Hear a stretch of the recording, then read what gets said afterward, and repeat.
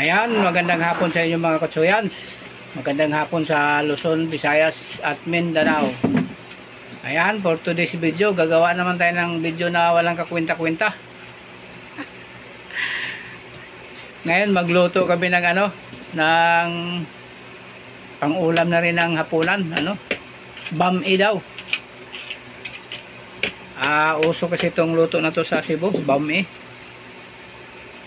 Special to siya, special na parang pansit din ang pagkaluto. Ayan, sana yun subaybayan mga katsuyans.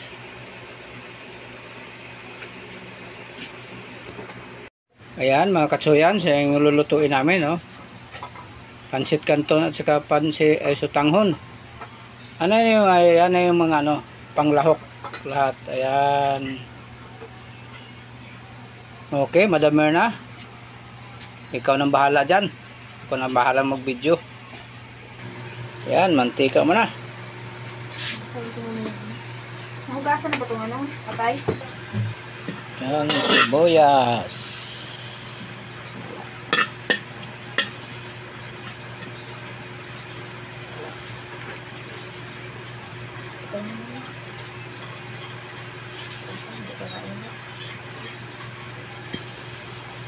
Ayan, bawang.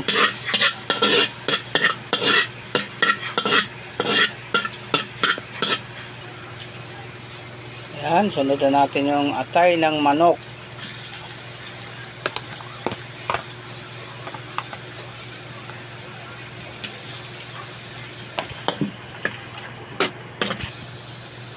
Okay, toyo. Ayan talaga yung pampalasa.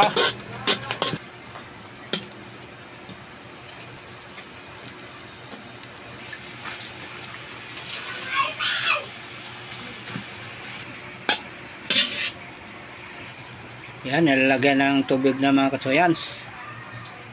Yan na yung pampaluto talaga niya. Asin.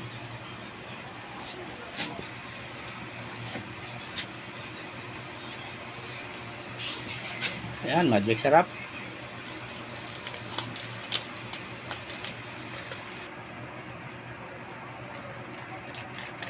Yan, ayan. Paminta? Paminta. Na mga katsuyans. Ayan, sutanghon.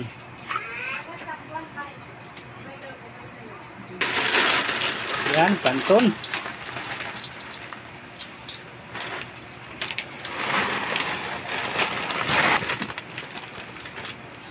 Ayan, ilagay na yung gulay.